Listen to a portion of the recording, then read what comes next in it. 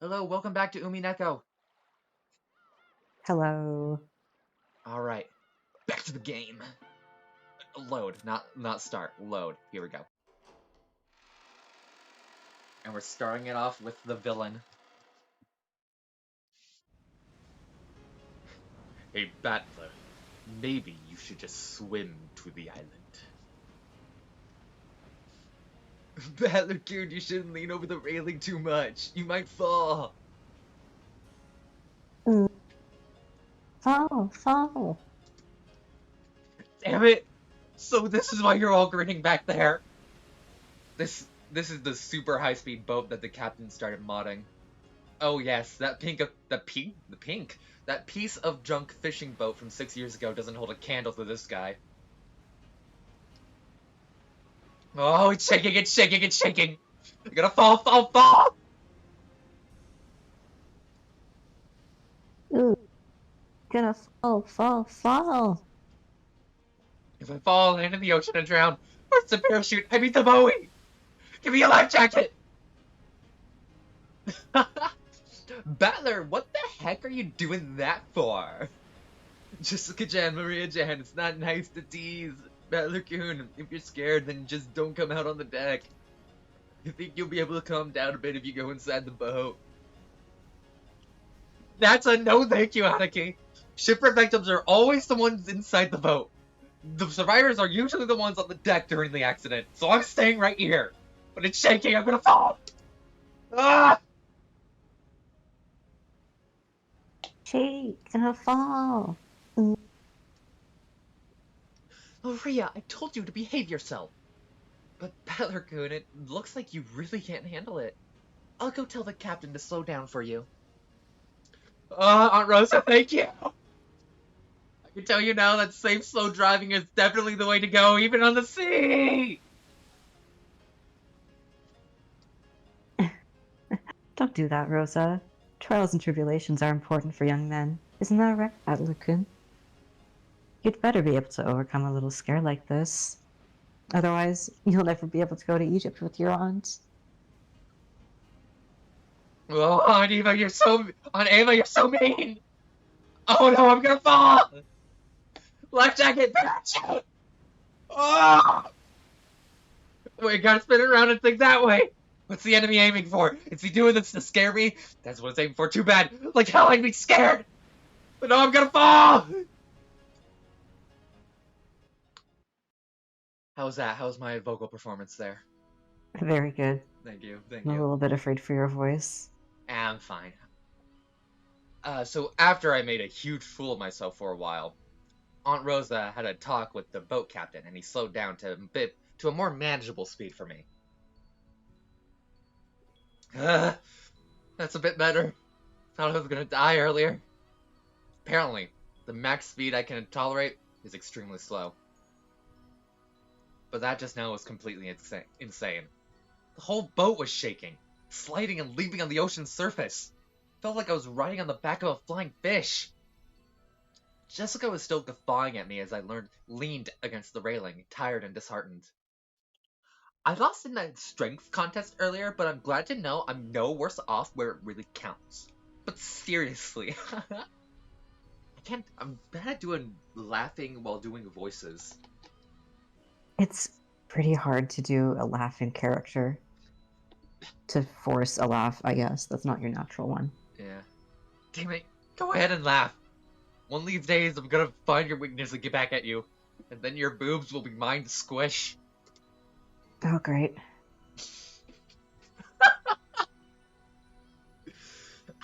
Yeah, sure. Good luck with that. Battler, I'll be... Damn, Maria. Yeah, Battler, all week. I want to die on land, not in the ocean or the sky.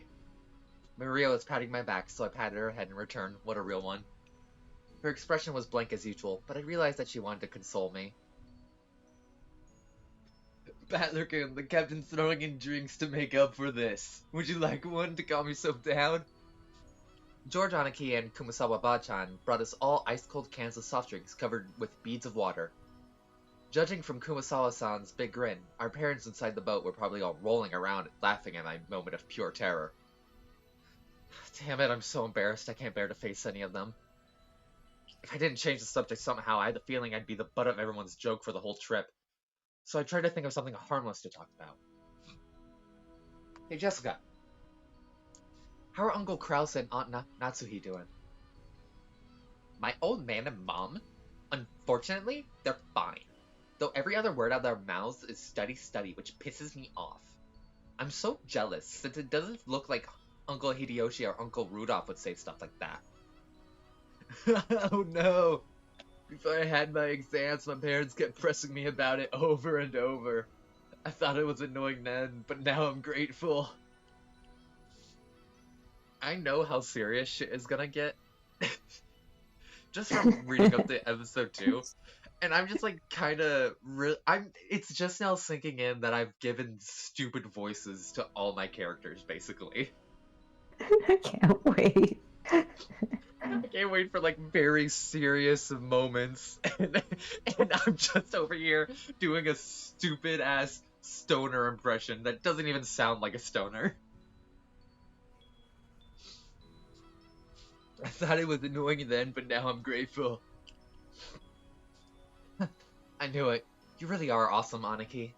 Anyway, I have to look after myself. No one tells me what to do. Well, it's not like I listened they did anyway. Toddler-san, have you still not returned to your parents' home? Well, I kinda go back now and then. I've got lots of clothes and stuff left the house I was living in until recently. Toddler has 2 houses? Uh, hmm. Something like that. Why? Why do you have 2 houses? Mm, mm. Only Maria, who couldn't really grasp the situation, voiced this naive question. However, the others just shot nervous glances at me, choosing not to respond even though they knew the answer. Maria! Look, you can see the harbor now. Look over there. Can you see it? Saw the harbor. Saw the harbor. Apparently, Jessica was trying to be nice by changing the subject. Yeah, well. I would rather not talk about it if I can help it. But it's uncomfortable to have it treated like some kind of weird taboo. I don't mind it that much myself anymore.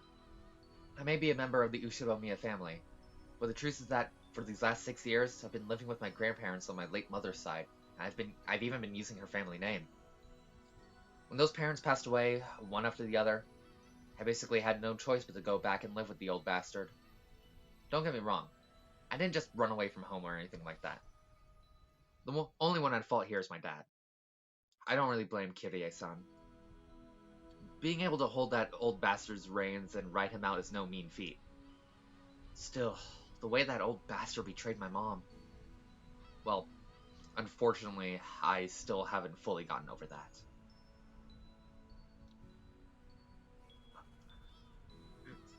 Sorry, I just got a text from Danny of Homestuck Let's Play fame, and it's a picture of him watching Adventure Time, which is a show I've been desperately trying to get him to watch for a while now.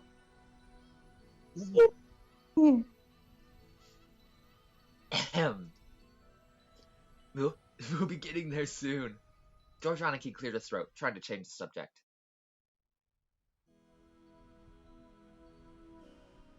Please forgive my indiscretion. It seems this old woman has said too much already. If I've hurt your feelings... I don't mind it. No one's feelings are hurt. Don't worry, Kumasawa-bachan. Kumasawa-san seems to respect... I'm having so much trouble reading.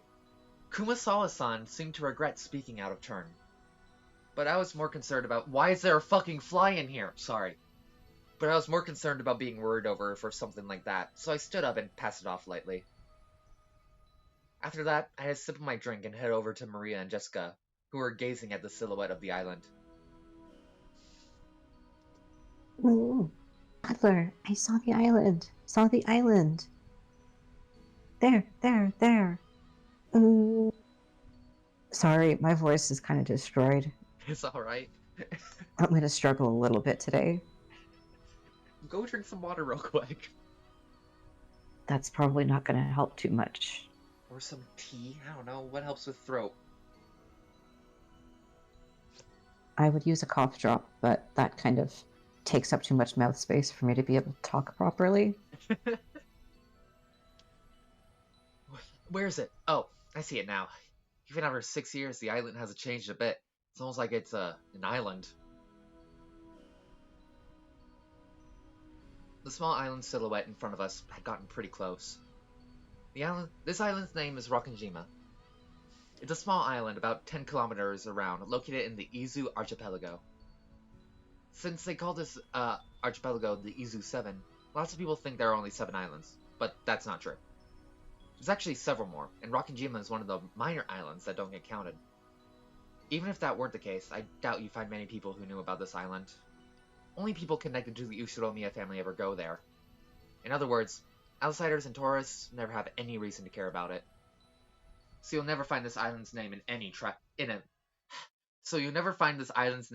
brochure. After all of the Rokkenjima is an estate possessed by the Ushiromiya head family. Only the Ushiromiya family lives there, and only people connected to the Ushiromiya family come and go to and from there. There's nothing there except a harbor and a mansion. The vast majority of the islands is still just uncultivated forest. Such a waste, when it could be made into a nice golf course or something. However, when you realize that the entire coastline is a private beach, it starts to sound pretty magnificent. You've probably guessed by now, but to put it simply, well, the Ushiromiya family is just rolling in dough. The head family apparently possesses a vast fortune, and Dad and the others who make up the branch families have built up plenty of wealth from themselves, finding success in their respective businesses. I've been living a commoner's life at my grandparents' home these 6 years, so I'd completely forgotten. But the old bastard's house really is elegant, and everything about it is tuned to match the snobbish taste of the annoyingly rich. Come to think of it, I guess that makes George, Aniki, Jessica, Maria, and me wealthy, high-class gentlemen and ladies. Needless to say, none of us think of ourselves that way at all. I don't see myself as being rich, and George Aniki, who takes self-discipline very seriously, doesn't let himself get too comfortable. Jessica is always complaining that she'd rather move to the city than be rich, and Maria is still a kid who isn't even interested in money at all. Does that attitude really make us any less snobbish? From the perspective of people in poverty who can't pay the bills, we really have been blessed with a lot. This isn't the place to explain any further, so I won't. Anyway, it's the same as not being able to choose the parents you're born from. I didn't ask to be born in a rich family, and I don't think it's really something to be envied. It can be pretty tiring when people are prejudiced against you just because you're rich and refuse to judge you by your merits. As I pondered these sentimental thoughts, Maria started shouting and leaning over the railing.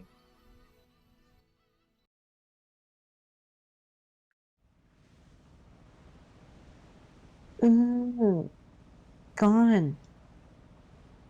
What's wrong, Maria? Did you drop something? Ooh, gone. Mm. Maria kept yelling, "Gone, gone." At first, it sounded as though she had dropped something, but while she shouted, she also pointed out over the ocean. What's wrong? What's gone? I'll look for it too if you want. What is it? If she dropped something, she would probably have looked down at the floor, but Maria was pointing out over the ocean. One would assume by that gesture that she had spotted something, but she kept saying that something wasn't there. Strange. However, since my last memories of this place came from 6 years ago, I was able to spot it before Aniki, who comes here every year.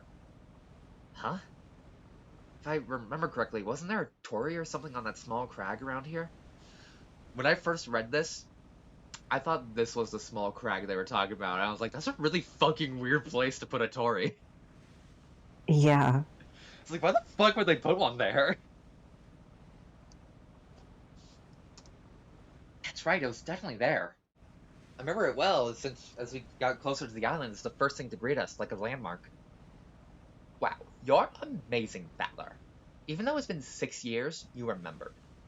It was here, wasn't it? I remember too.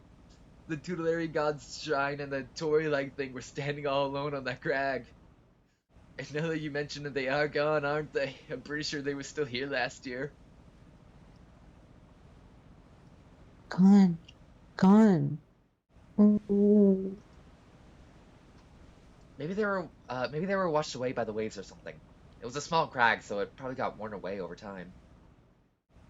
Well, that's my theory too. It was last summer that it disappeared, but They say an enormous lightning bolt came crashing down one evening and smashed the shrine.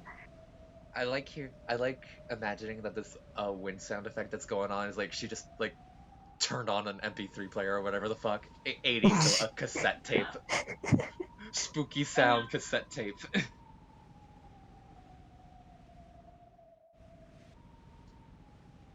The fisherman whispered that having a thunderbolt fall upon our honored tutelary god must be a portent of approaching misfortune. Kuwabara, Kuwabara. Okay, I Kumasawa-san, got it. go on. Sorry, I gotta take a break for a second. All right, go ahead. It'll be a couple minutes. All right.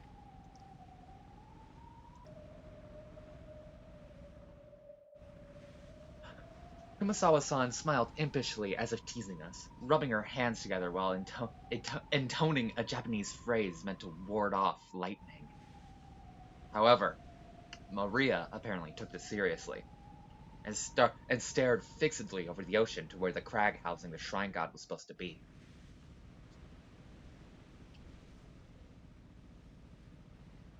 A portent of misfortune. Ooh. Enough, Kumasawa-san. Maria isn't old enough to get that kind of joke. It's okay, Maria-chan, it's just a coincidence. Nothing scary's gonna happen. George Aniki put a hand on Maria's shoulder to calm her down, but Maria's sharp-eyed expression didn't waver.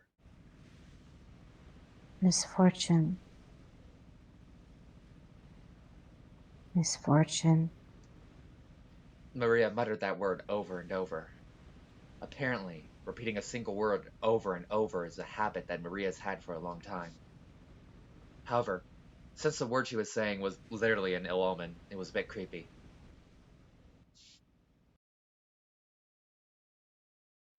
Hey now, Maria. If you say it over and over like that, misfortune will really end up happening, you know? I tapped Maria's other shoulder.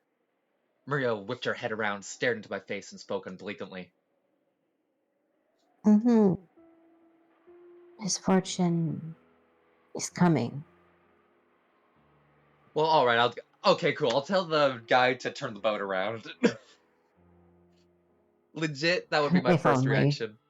Legit, Yeah. first reaction. Just like, shit, if Maria says it must be true. Turn the fucking boat around, guys.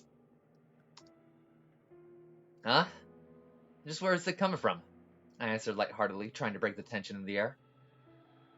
At that moment, Maria held up a finger, raised her arm high, and pointed up to the heavens. When I looked up, I saw the sky was still just as cloudy, but it had grown a great deal more leaden than it had been that morning. Can't you see? It's so gray out there. If I looked in the sky and saw this, I'd be thinking, wow, what a beautiful day. Yeah, but there were a lot less clouds earlier, you know? Yeah, that's right. They were saying that a typhoon was approaching. We had planned to spend one night on the island, but if the storm doesn't pass quickly, I won't be able to make it to school on Monday. Well, I guess it makes for a pretty good excuse to be absent. Mm-hmm. She apparently sensed some kind of misfortune in this cloudy sky. She's been muttering that non-stop for a while now. Girls at Maria's age tend to be very impressionable. She's just about that age that many girls start to get excited about sixth senses and whether they have any psychic potential and stuff. For all we know, this might be due to her childish, sensitive nature. That's a quick change in the clouds. It's okay, Maria-chan. The weather might get worse tonight, but tomorrow will clear up and become a pretty blue sky. Ooh, pretty blue sky. Ooh. That's right. But tomorrow will be a pretty blue sky. There's no rain that doesn't end and no clouds that never clear. Ooh. Rain that doesn't end. Clouds that never clear. Ooh. I know the typhoon's coming, but soon it'll go away. It'll be okay, Maria. Ooh. Ooh. Ooh. Ooh. Maria started yelling, ooh, ooh. It looked as though she was having a tantrum because no one could understand what she was trying to say. What in the world is Maria trying so desperately to warn us about? Unable to understand her, we couldn't help but feel a vague sense of misfortune. I've heard that everyone can feel the supernatural, but that weakens as you age. That might mean that Maria, the youngest one of us all, still possessed some kind of sense that the rest of us had lost. I wonder if that sense is I wonder if that sense is sending her a warning. Um, so Rena, as you know, I didn't realize that Mm-hmm. there was voice acting in this, and I have never heard the voice acting. Yeah. Yeah, so I just didn't know there was voice acting because for some reason when I first played it, the voice acting was muted. It was just default muted. I don't know why. So I thought it was just, I didn't know there was voice acting. But when I found that out, I just never turned it on. So I have no idea the canon voice of any of these characters. So I can only imagine if I ever, like, I don't know, watch the anime or something, and I just hear the voice, I feel like I'm gonna like go insane. Like that's what they're supposed to sound like. I know. At that, It is so funny. yeah, I know you found it hilarious when I found out they were supposed to be voice acting. Oh, yeah. I was right there. At that moment, Kumasawa-san quietly opened her mouth. Rumor has it that long ago, Rokkenjima was. Kumasawa-san, let's not talk about that now. Just as Kumasawa-san was about to tell some kind of story, Jessica sharply interrupted her. Jessica's tone was extremely firm for her. I wanted to push her further, just out of simple curiosity. But judging by the look on Jessica's face, whatever Kumasawa Pa-chan was likely to say would probably make Maria even more uneasy. If I didn't try to press her for the story, the odds were pretty good that it wouldn't be anything bright and cheery. I do apologize about that. The wind here is hard to bear for the elderly, so if you would excuse me for now. Gossipers have no reason to hang around after they've been told to stop chatting. When Kumasawa-san finally realized that she'd overstepped her bounds, she went back inside the boat.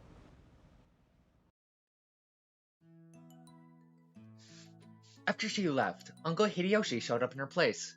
Since he'd arrived mid-conversation, he completely failed to notice the complicated atmosphere that hung about the scene. So we refreshingly and unwittingly swept in that atmosphere aside. So in the end, it was his lack of tact that brightened the mood. Looks like we're almost there. Okay, just a bit more. Took forever at the speed we went today, didn't it? Wonder whose fault that was. Uncle Hideyoshi, give me a break already. Come on, don't stop there. Seriously, thanks to Battler here, it's taken forever. Mm. Maria probably thought that everyone was refusing to listen to her. She hung her head, wearing a fretful expression. As she did, George Anarchy crouched down to meet her eyes and spoke to her kindly. Maria-chan, there's nothing to be afraid of, because we're all together. There's nothing to be afraid of if we're together. Go ahead and say it. Mm-hmm. There's nothing to be afraid of if we're together. Yeah, there's nothing to be afraid of if we're together. Mm. That's right, exactly what George Aniki said. If we stick together, there'll never be anything at all to be afraid of. Right, Jessica? Yeah, no doubt about that. What George Nissan says is always true, Maria. What is going on with her voice? I feel like every time I do one of her lines, it changes slightly. George Oni-chan, always true. Yeah, I don't lie, so trust me. There's nothing to be afraid of if we're all together. George Oni-chan doesn't lie. I trust you. There's nothing to be afraid of if we're all together. Not afraid. Maria jumped into George Anaki's arms and hugged him tightly. After Anaki patted her head, she jumped away again. Her facial expression had undergone a 180-degree change, turning back to normal. She was once again the ordinary Maria. There's nothing to be afraid of anymore, because we're together. Yeah, that's it. You look all better now. You're strong, and that's awesome. I'm awesome.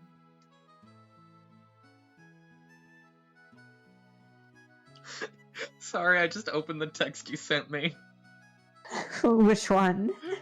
Me and my son went kayaking today. Don't know why, but he was screaming like a little bitch the whole time. I hate him. Yeah. Did you see the first one? Yeah, I did. But for context, it's clearly like Rudolph is posting it, and then the photo, the kid has. You can just put it in the. You could just put it in the. You could just put it up on screen when you're editing it. If I remember. Remember. Put it up on screen, me. Oh God. This is your official reminder from the past. Hey now, what's going on here? Maria-chan didn't get seasick, did she? Well, something like that. We'll be arriving soon. The harbor was drawing near.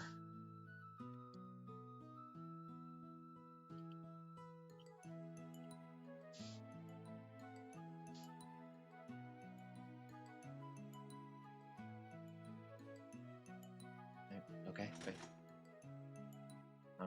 Alright. The scene transitions always take a weirdly long time. The boat gave a big shudder. Seems we've docked at the harbor. The boat driver came out and jumped to the pier with the mooring rope. A large man in a tuxedo was waiting there for us with a warm smile. I didn't recognize his face, but judging by his clothing, I guess he was a servant of the Ushiromiya head household.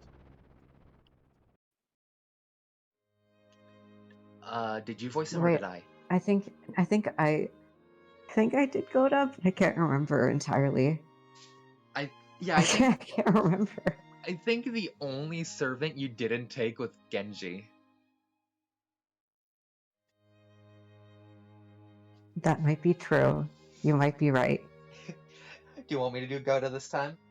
No, I can do Goda this time. Alright. I have so few human characters. You're talking most of the time. Welcome home, milady. You were so late in returning that I began to worry. Thanks for caring. This moron got so scared, we had to slow down. It was seriously annoying. Shut up! Someday when the shoe's on the other foot, you'll remember this. At this rate, word will spread to the whole family, and I'll be the big conversation piece during dinner. Even without this, everyone would be talking about me because of that 6-year gap. But now I've given them an even juicier topic. Damn it, why does the Ushiromiya head family have to live on this isolated island? In the meantime, the boat had finished its mooring. A small plank was lowered so that we could get down. One by one, our parents came up from inside the boat. You must all be quite tired from your long trip. Madam, please allow me to assist you. Thank you. Been a while, Koda-san. How are you? I thank you for your concern. It is always my pleasure to serve. Battler-kun, isn't this your first time meeting Goda-san? If I'm not mistaken, you weren't working here 6 years ago, right? Indeed, so please allow me to greet him for the first time. It is an honor to meet you, Battler-sama. I'm pretty confident about my height, but you're huge. This is definitely our first meeting. I never forget meeting a big guy like you. It's a pleasure. I'm Battler. I was looking forward to meeting you. I am Goda, your servant, and I have been working for the Uchinomiya head family since the year before last. Lore dump.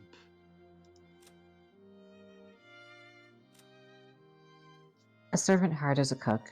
He hasn't served this family long, but through his earlier jobs and previous experience, he has cultivated a talent for entertaining guests. Because of this, he's very highly regarded as a servant. It is a pleasure to make your acquaintance. If there's anything you need, please feel free to rely on me at any time. Goda-san, it's been quite some time. It has been too long, George-sama. So as we all know, in my mind, George is a stoner. Who do you think scores him the weed? That's a great question. I think Like, it's Hideyoshi? his dad sells his son weed. Well, I can't remember if this came up yet, but isn't his job something shady? Well, they're all rich, so they're all kind of shady, but I'm pretty sure, Well, weed is super illegal. yeah. I don't think Hideyoshi was, I don't know. I heard that he just did a lot of good faith investments that turned out he was way too trustworthy, I think. Hmm. I don't know. I don't know. Yeah, Do you think I like to think Goda is the one that gets him the weed? that would be pretty funny. Or Genji. I love the idea of Genji getting weed for George. That's so funny. Well, I'm pretty sure Genji does a lot of the orders. You go a bit off the beaten track and you find just this massive weed farm growing on Rokkenjima. There's enough land, I mean, yeah. but it could be hidden somewhere.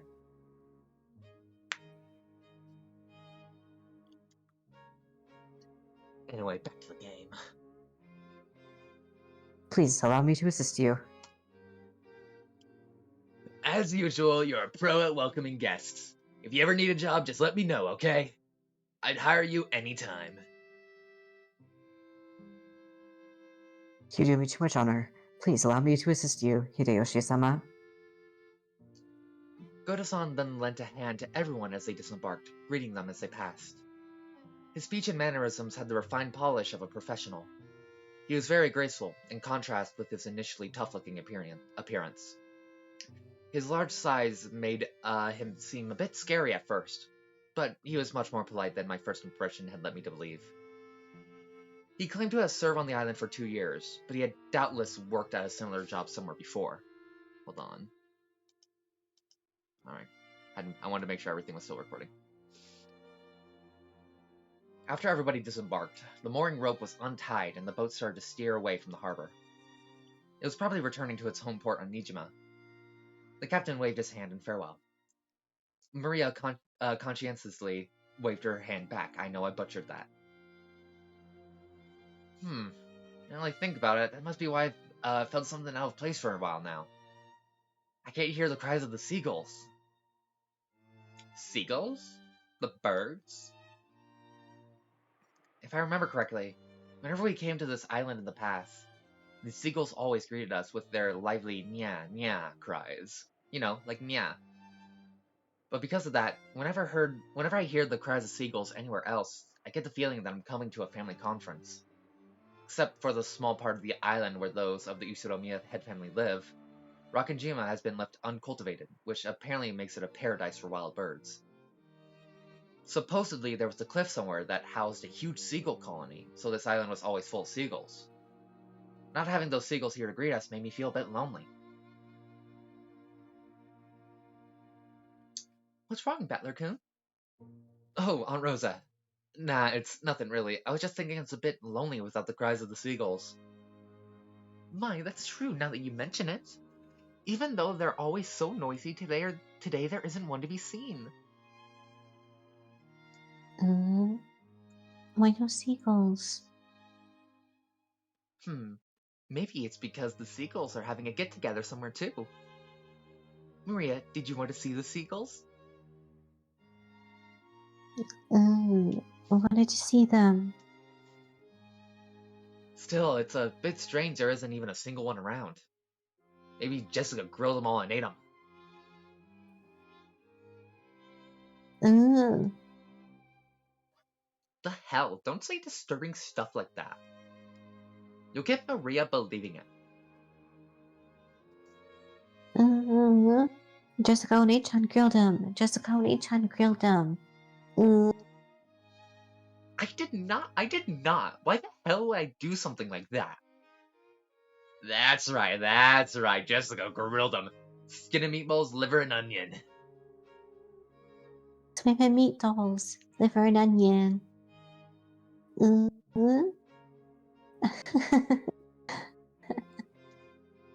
As I made fun of Jessica, Maria tagged along, looking like she was having fun. Oh, I'd never guessed she was such a good sport. Alrighty then. From today on, I'll make you my #1 follower. As I smiled at her, she beamed, looking overjoyed, possibly because she was happy about this little connection we'd made with each other. That's not it, Maria-chan. I've heard wild birds are attuned to changes in the weather and atmospheric pressure. The weather will probably get worse tonight. The seagulls might have returned to their nests early. Not grilled. Jessica Oni-chan didn't grill him. Why does Maria look disappointed? I don't know. Probably because Badler lied to her. No, I wouldn't do something like that. Battler, you admit right now that you lied. Battler-kun, Maria-chan is a naive girl, so she takes even jokes seriously. You should choose your jokes more carefully.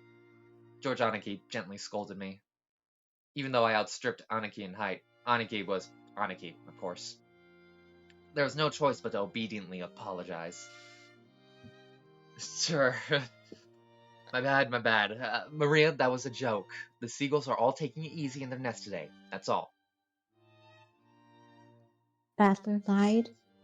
George Oni-chan told the truth. Had she actually been tricked despite all the fun she was having? Her pure eyes made me feel guilty.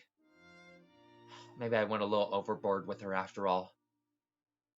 Yeah, that's right. What George Aniki said is true. The weather's bad, so they probably went home for the day. It doesn't mean they're gone. Right, Aunt Rosa? That's right. Tomorrow, when the weather gets better, I'm sure they'll come back so we can hear them cry meow, meow, like they always do.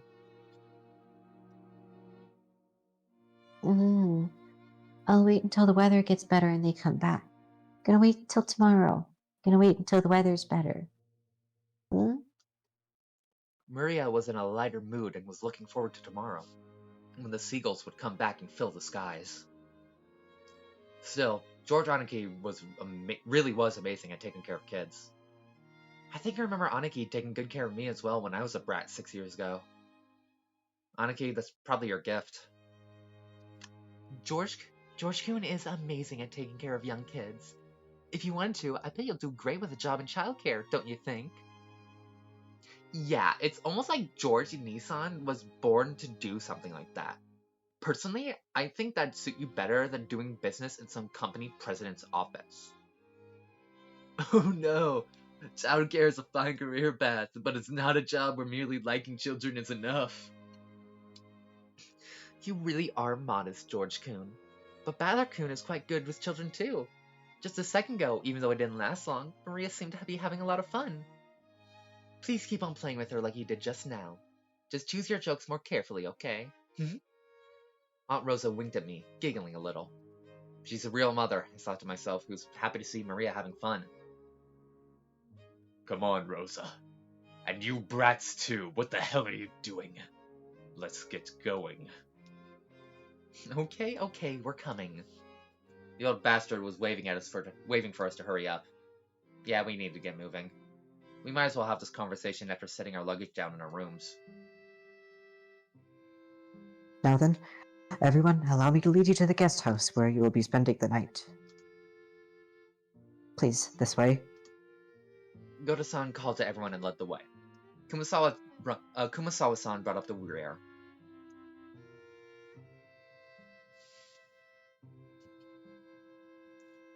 I love these visual novel cutscenes. Yeah. Nice scenery. A serpentine twisting path led through a dim forest. It ran a bit uphill. I'd guess the path was made all twisty so the slope wouldn't seem too steep. But personally, I'd have been happier if they had the guts to make some stairs in a straight line. No doubt they made the path twist on purpose to put on airs of distance and importance. Before long, we saw garden-style stone steps. From here on I do have some memories. Go up these and... at the top of the stone steps, we saw a beautiful guest house.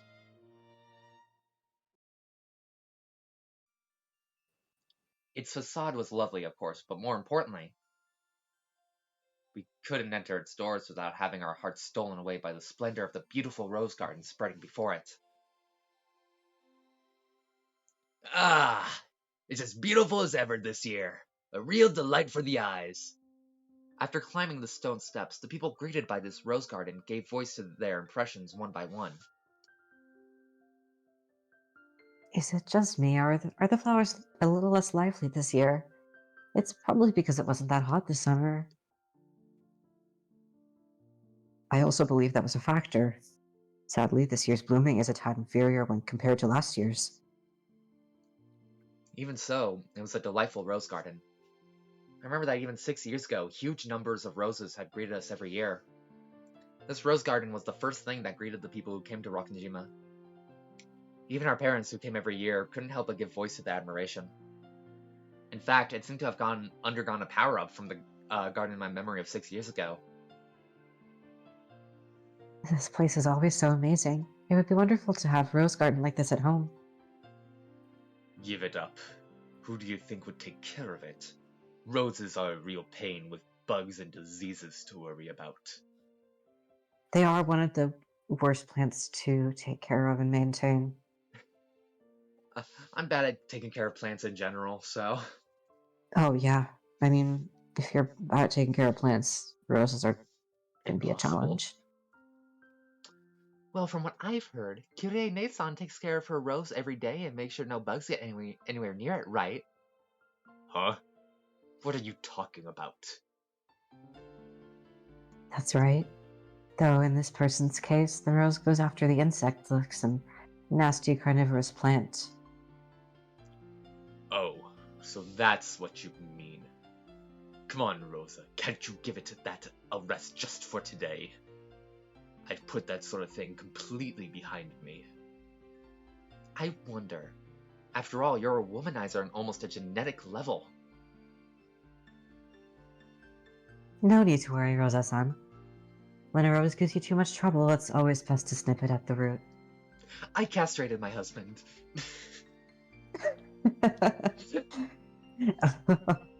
Such frightening talk this is. Guys who are popular with the ladies are always forced to live dangerously. I sure hope I turn out to be a bit prettier my next life. Hideyoshi Nissan, like I keep saying, it isn't like that at all. And Kirie, stop it. You're freaking me out. You've made my rose wilt. Sorry. No, saying that line in that voice got me too. No, it's more about your comments earlier. You're still laughing at the castration joke? No, it's about saying this in conjunction with with your castration comment.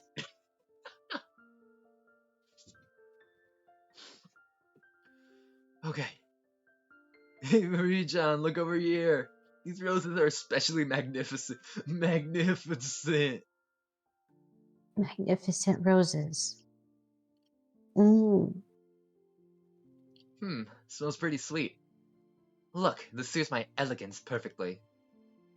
Hey, cut it out. Maria's gonna imitate you and get hurt by the thorns. She yelled at me as I leaned in to smell the rose's scent with an exaggerated gesture. I thought she was overreacting, but when I turned around, I saw Maria imitating my every gesture, and George Anki smiling broadly at us. Hey now, Maria-chan, be careful.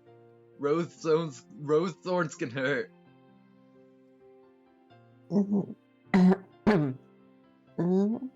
George Oni-chan, only this rose is strange. I like to imagine that was in character, and then every now and then Maria could go an ooh, but has to cough because of it. Because of George's Sick clouds. smoke smell. Yeah. Like, oh god, you smell like shit. You smell so dank, George.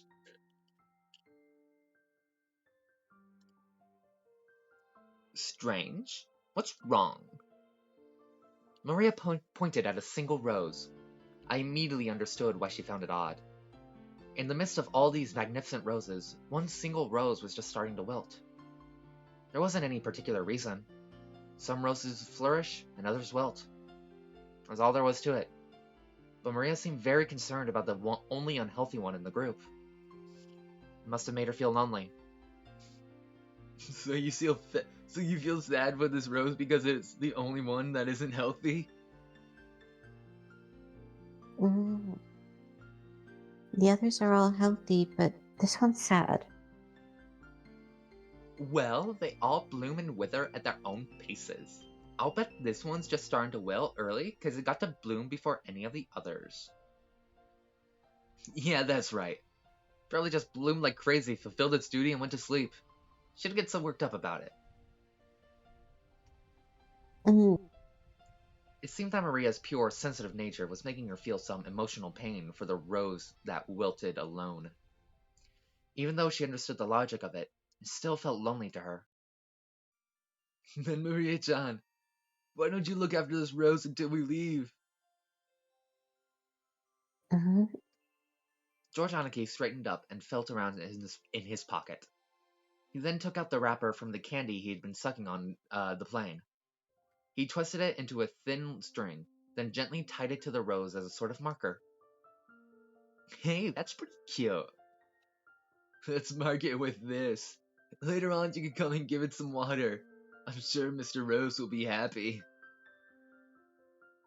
To give it water. I think you should give Mr. Rose your name.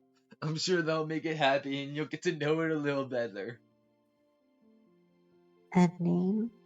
A name. Though she still wore her usual sullen face, Maria crossed her arms and began to consider this intently. At the very least, she appeared to have been completely pulled out of her slump. Nice going, Aniki. George Nissan has always been really understanding. Can't help but respect him.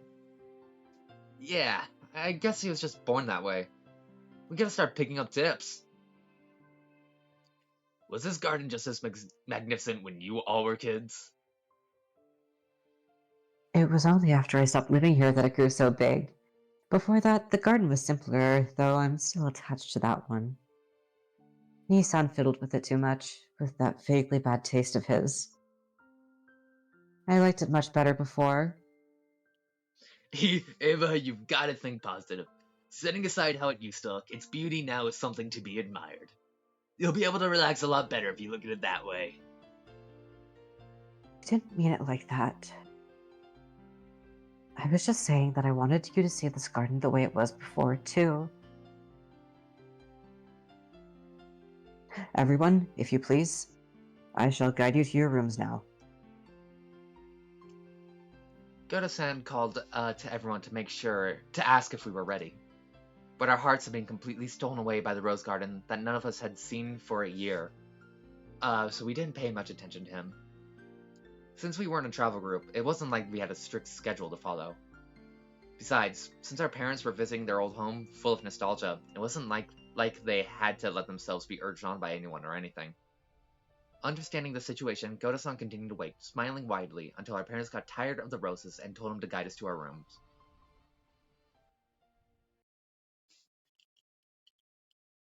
Oh? Hey! If it isn't Ganon-kun! It's been so long, how are you doing? Uncle Hideyoshi suddenly shouted. In the direction he was waving was a twink.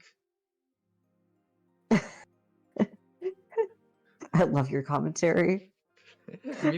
meeting him right after a huge man like Goda probably emphasized his small stature. The boy was in the middle of transporting piled-up gardening tools and the like in a wheelbarrow. When he realized he was being called to stop, he set down the wheelbarrow, took off his hat, and bowed his head. Good afternoon. I figured he was probably younger than me, and I realized by the general atmosphere surrounding him that he was another servant. He greeted us in response to Uncle Hideyoshi's call, but he seemed like he might be pretty unsociable most of the time. It was a greeting that lacked feeling. When Goda-san noticed that our interests had shifted towards him, he went to the boy's side and introduced him to us. Battler-sama, allow me to introduce you. This is one of the servants of the Shiromiya head household. Kanon-san, greet our guest. I'm pleased to meet you. I'm the servant, Kanon. We got another lore dump. A young servant. He performs his duties silently and diligently, but is not so highly regarded as a servant due to his unsociable nature. There are multiple other servants with the on character in their pseudonyms. He and Shannon just happened to be the ones on duty that day. Yep, my first impression wasn't wrong. He seemed to be unsociable, or at least not so good at talking. Compared to Goda-san, who was extraordinarily polished as a servant, you couldn't help but feel an inexperience typical of his age. When Goda-san urged him in a whisper to give a bit more of an introduction, the boy named Kanon only cast his eyes downwards. Kanon-san, could you perhaps give them a little more of a greeting? No, because we are furniture. I would love it if Battler was like, oh boy, he has issues, doesn't he? Yeah. Look, we're paying for his therapy, right? Yeah, this is covered, right? He didn't seem to be refusing to greet. What are your guys' healthcare like? Are you guys any union? He spends the they all get healthcare. They all got free healthcare from Dr. Nanjo. Battler just spends his entire time at Rokkenjima having them form a union. I wish. That'd be Or so fix them. funny. He didn't seem to be refusing to greet us out of spite. Rather, he seemed to have fallen silent because he didn't know what else to say to us in greeting. Oh, well, Kanon-kun's shy and doesn't tend to talk much. He might not be that sociable, but deep down, he's a really good person. Don't get him wrong. You've been working here for 3 years, haven't you? Pretty sure you started a year before Goda-san, right? Even though he wasn't exactly giving a terrible first impression, Jessica hurriedly backed him up. I see. Apparently his unsociable nature causes him trouble a lot. Okay then, nice to meet you. I'm Battler. I'm 18, how old are you? He fell silent, as though wondering whether or not it was a question he'd have to answer.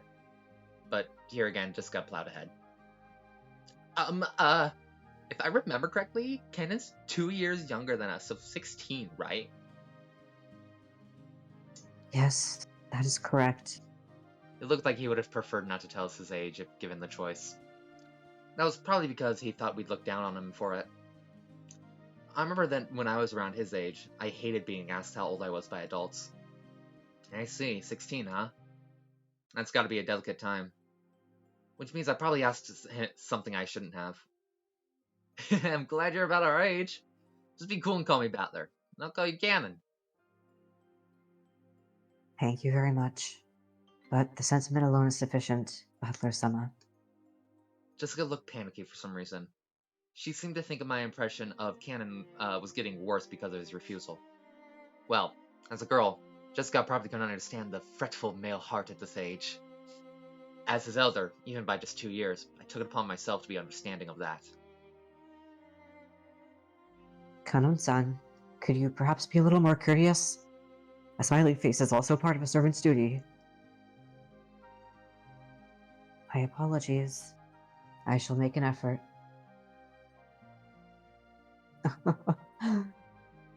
Goda-san, Kanon couldn't strike his best, yes? It looked like he was often warned about being unsociable, and apparently he hadn't improved one bit. Goda-san kept his business smile, but let a small sigh of resignation escape. Well then, I still have work to do. If you'll excuse me. It looked like Canon was uncomfortable with remaining silent here any longer. After another perfunctory bow, he turned around and started pushing the wheelbarrow again. Just then, the wheelbarrow suddenly wobbled and fell, scattering the load. I guess the wheelbarrow's single wheel got caught on a pebble and lost his balance. Why am I having so much trouble speaking today? It is what it is. What do you think you're doing? No, clean it up quickly. Goda-san urged him to hurry in a quiet voice, as though hinting that it was shameful for a servant to appear clumsy in front of guests. Canon-kun wordlessly reloaded the wheelbarrow with the fallen objects, as if to say that he understood quite well without being told.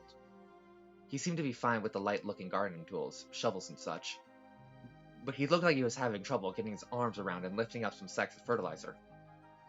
Are you okay? You're so careless. Here.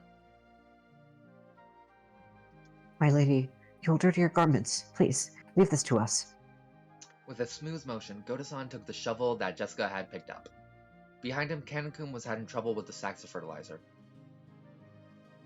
Ooh, you'll dirty your garments. Don't worry, the ones I'm wearing aren't that expensive. Besides, I hate guys who just sit there and make the waitress pick up the fork they dropped at a restaurant. I lifted up the other bag that had fallen. Of course, they weren't light, but for me, it was a piece of cake. Canon-kun looked at me, surprised, almost as if something's awakened in him.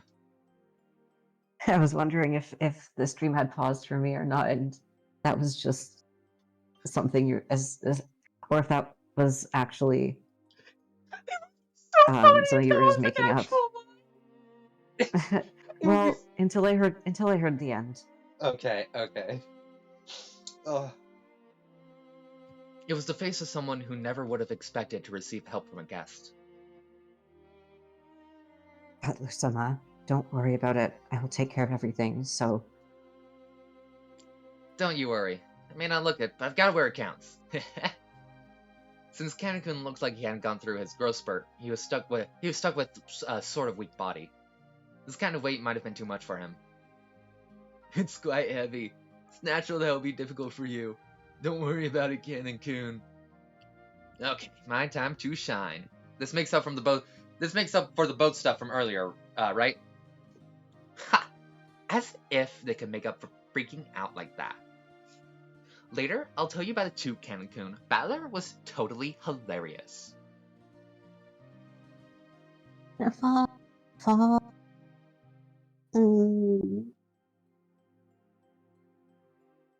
As I did this, I piled all the stuff back into the wheelbarrow.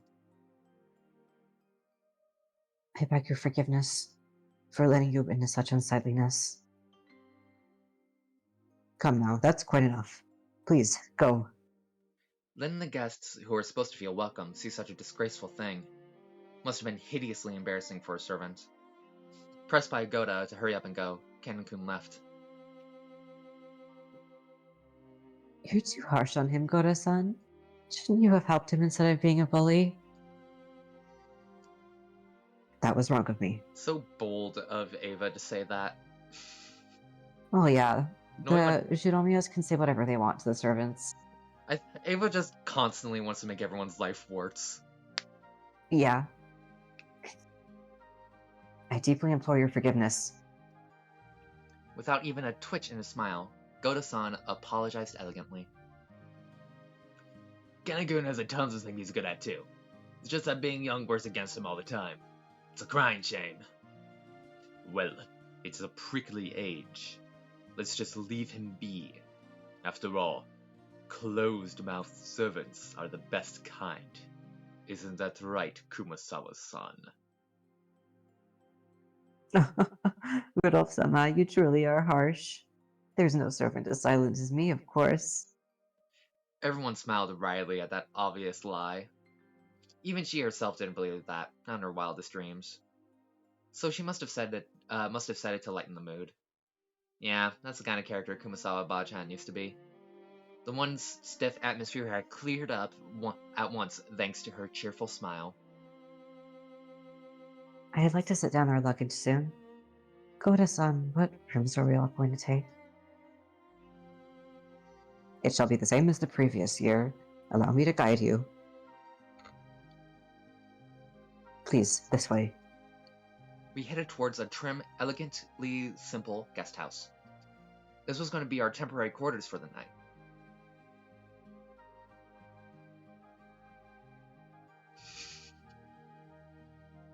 Sorry, I just like it when it's like the long ellipses. Cannon watched over a hedge as the guests all entered the guest house. Then he let his eyes fall on those heavy sacks of fertilizer piled up in the wheelbarrow.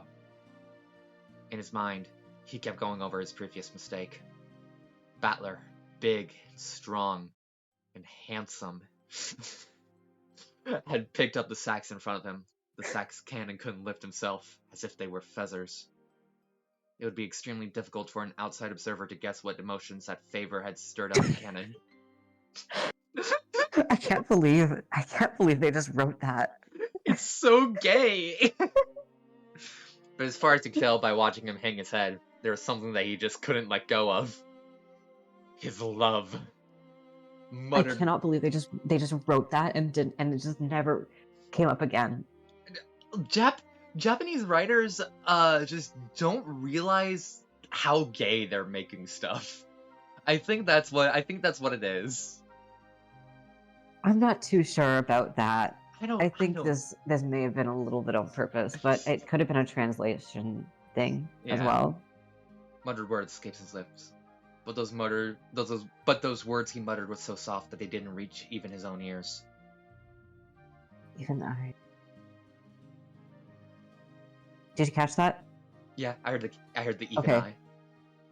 Cannon hung his head, slightly biting his lower lip, thinking about him.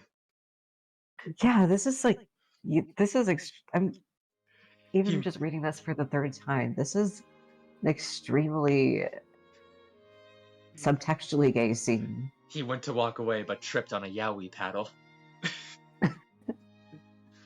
I remember the rose. Wonder whose that is. I remember the rose garden. Go on. I mean, no, I can't even say this yet. Spoiler. Damn it. Well, yeah, there's a character that in some extra stories is, well, there's a couple characters that in some extra stories are canonically Fujoshi, but they haven't come up in the story yet. I remember the rose garden, but I don't remember this guest house at all. Was it built recently?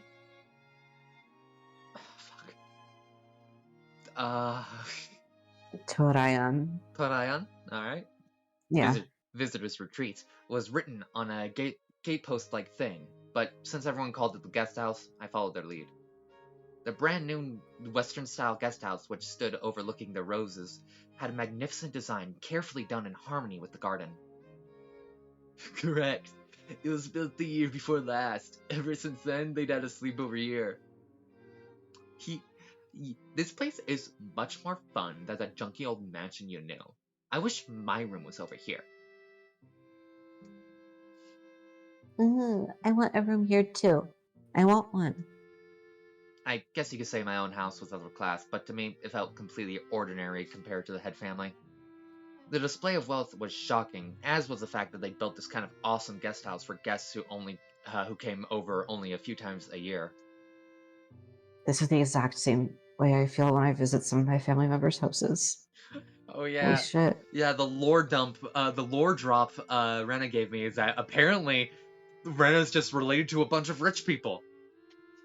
Yeah, I went to visit some like distant family members. I'm not maybe not too distant, but I don't remember how we were related exactly. When they got their new house, and it was like this really expensive neighborhood in the city, and it was 3 stories high.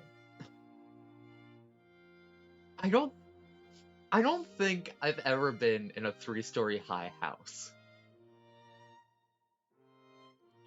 Like even my old house was just 2 stories.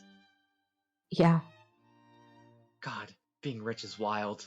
But what would you do with 3 floors? I don't know. Honestly, put a bunch of trinkets.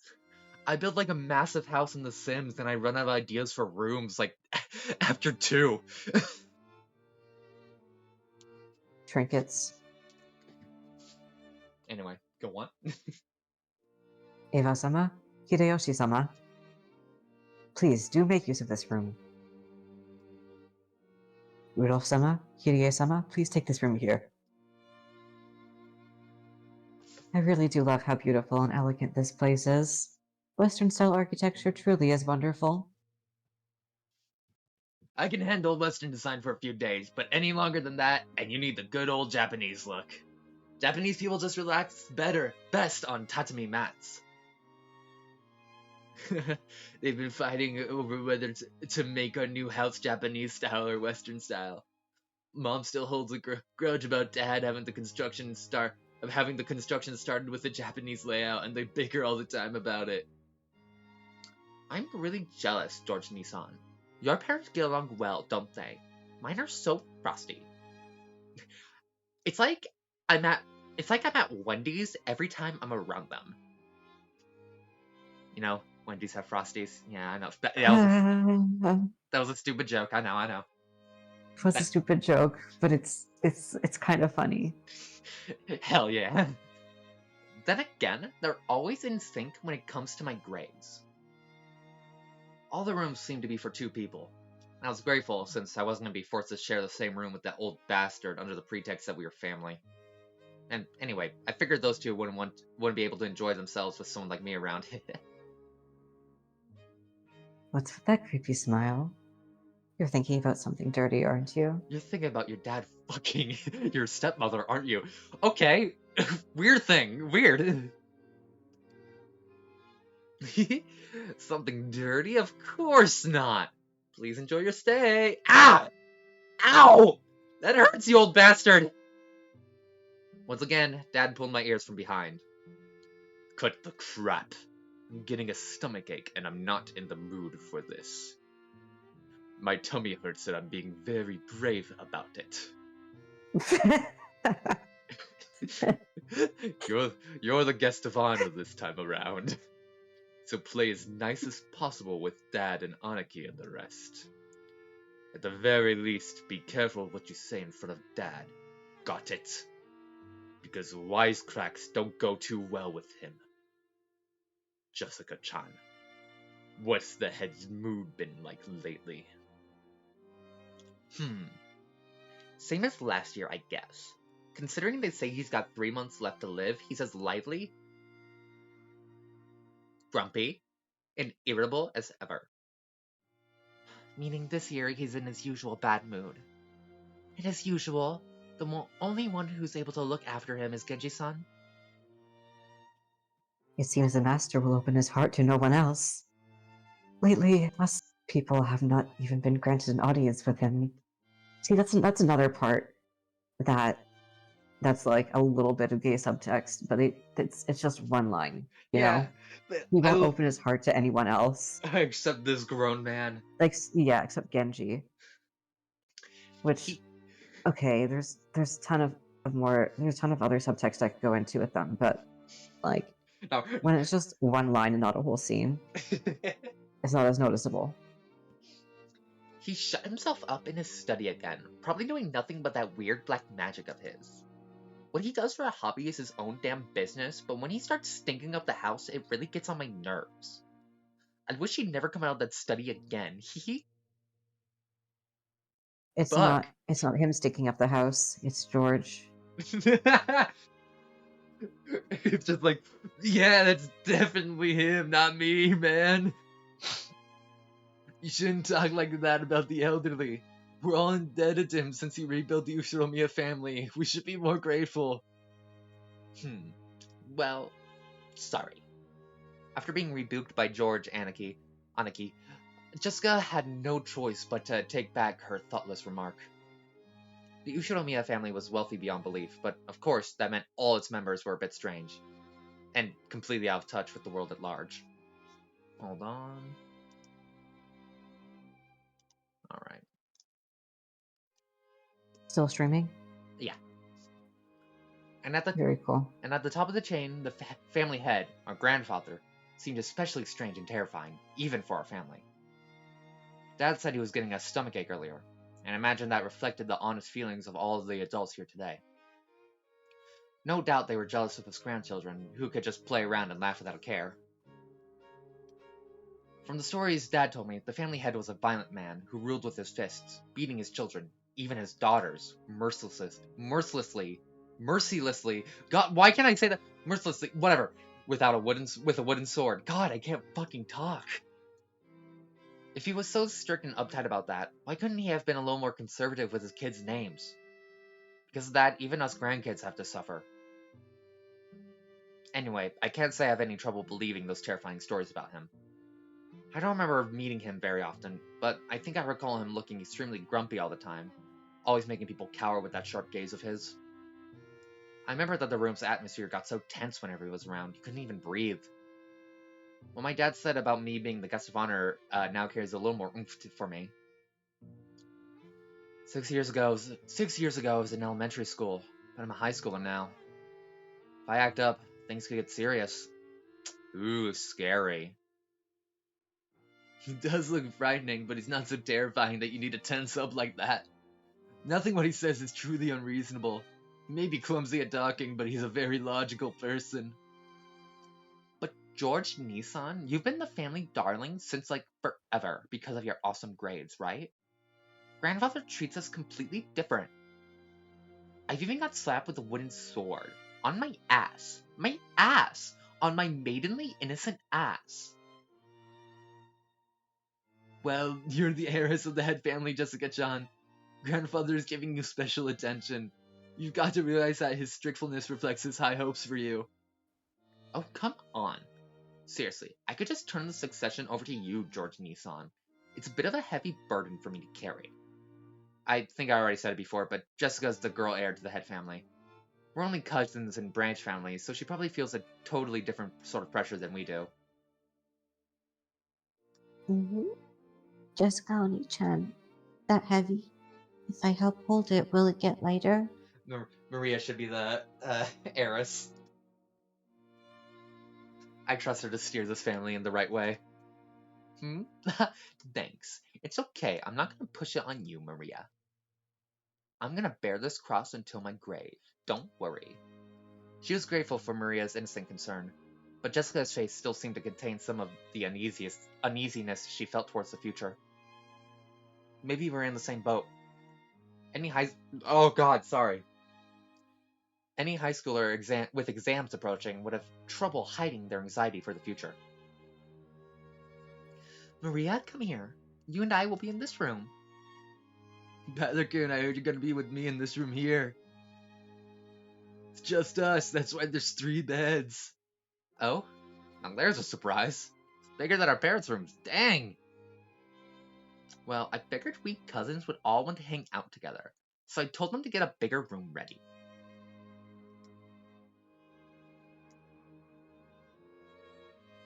Ooh, I can hear more too. I'd rather be here than with Mama. Oh, you like it better here too, Maria? Okay, this room is George's and mine, but we'll give you special permission to come in. Better keep it secret from your mom, okay? It's a secret. Aunt Rosa was right behind us, but Maria still answered, striking the air with her fists clenched tight. After setting down their luggage in the rooms, our parents had gathered again in the corridor. Hey, what are you brats planning to do? Are you cousins just gonna stay here and chat? It seemed they were heading to the mansion to announce their arrival. Normally, they would make us follow them and greet everyone together. But if that had been the case, Dad would have just told us to come and that'd be the end of it. He's saying it's okay if we don't come, so what'll we do? Well, it's gonna be lunchtime before long anyway. Better let the kids unwind here. Besides, if worst comes to worst, this might be their last chance to play outdoors. I'll go too. Maria, you house sit for Mama, okay? Behave yourself and wait here. Mm. Since Maria was being told to house sit here, we certainly couldn't leave her on her own. George Aniki noticed this immediately and gave a clear reply for all of us cousins. Well then, we'll accept your offer and house sit. We've got lots of stories to tell each other after being away for a year.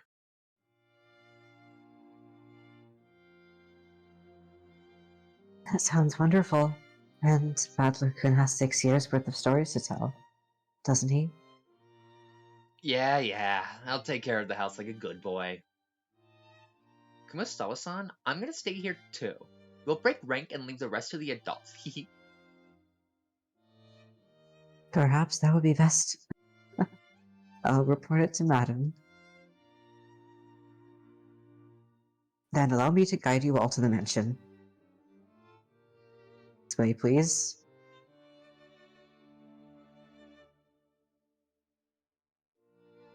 The other children are one thing, but George is getting to be an adult. Wouldn't it be better if he came with us? If we make him come, then poor George will be the only one out of place. Interacting with his cousins is also important. Okay, see y'all later. The adults left one after the other. They left in the same formation as our ship from the harbor, with Goda-san leading and Kumasawa-san taking up the rear. As we gathered in the room assigned to us cousins, George Aniki asked us to excuse him for a second. He rushed over to Kumasawa-san, who was following behind the disappearing adults, and seemed to ask her something. He soon finished his business and came back. What's up, Aniki? Nah, nothing. I just wanted to ask her something. Tell me too. Tell me too. He? What could George Nissan be asking Kumasawa-san and not me, I wonder? I don't have a clue. No, it's a misunderstanding, not that I know what you're misunderstanding. Aniki was getting pretty tongue-tied. It was almost as though he felt guilty about something and Jessica knew exactly what he was worried about. At any rate, it's no fun if Jessica doesn't know about it and not me. Hey Maria, looks like we're the only two out of the loop, right? Don't you want to know what they're talking about? You want to? You want to know too? Ooh! I fooled around while oohing together with Maria. No, I'm telling you, it's no big deal. Liar! Surprised you tell such a terrible lie, Aniki. Confess! Maria, you took his right side, I'll take his left. I got his right side, Badler's got his left.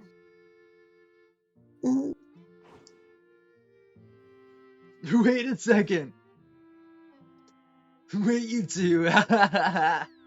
Stop! What was with those wind chime sound effects?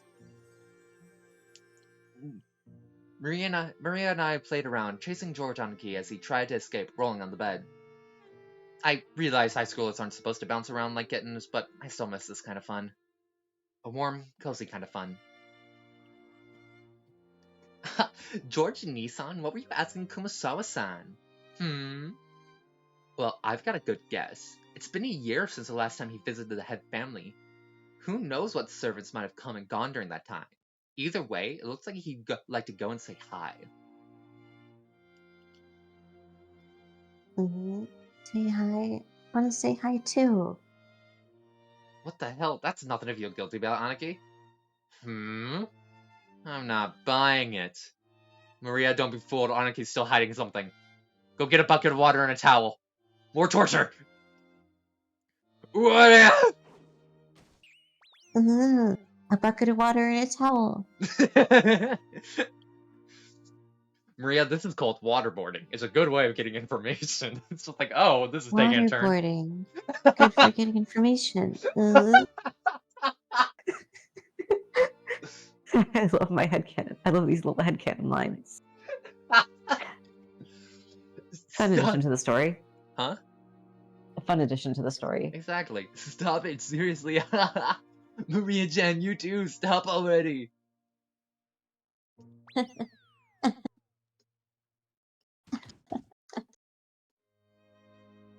She's probably busy cleaning or getting lunch ready. Don't worry, she'll drop by to say hi sooner or later. I'll bet you'd rather have been welcomed in by Shannon instead of that nosy Goda. Hehe. Shannon? Shannon. Ah, yeah, I remember a girl with that name. She's still a servant? How's she doing? Fade to black. End of day 1. Not yet. Day 1's still gonna... We still got a few be hours couple more left. hours. Here, why don't we end there for now? Sure.